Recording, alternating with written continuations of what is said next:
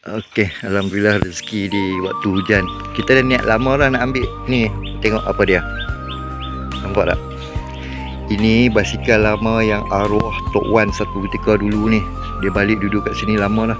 So hari ni rezeki kita. My brother mai kat sini.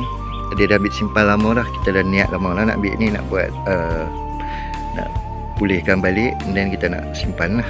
Klasik. Ni basikal tua ni memang dah lama sangat. Dia nama BMW. Kita tengoklah. Saya ambil balik. Cuma duk cari brand BMW tu tak mana dulu, nampaklah kecil-kecil dulu. Tu.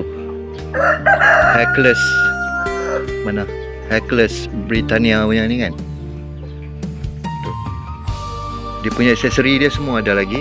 Alhamdulillah, lampu ada lagi. So dynamo ada lagi.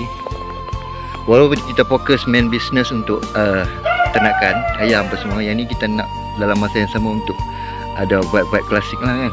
So tempat lock kunci dia ni pun ada lagi ni. Set ada kunci lagi.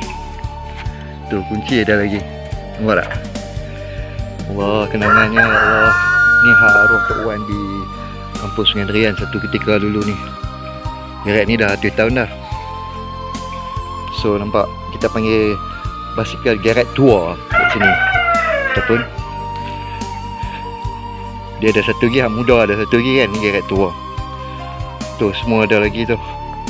Cuma nak baik pulih balik lah, dah lama sangat dah memang parking dia kan, dalam store. Tu dia punya apa, rakap dia. Orang panggil rakap dia Hercules, nampak tak? Hercules. Ya Allah, nostalgianya ya Allah. Ranting-ranting patah sikit lah, dia tak ada masalah.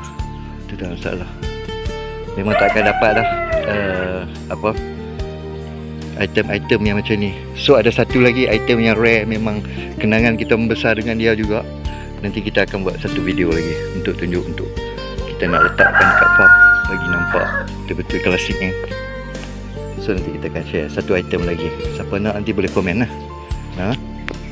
Alright, thank you guys. Mesh dengan Telaga klasik.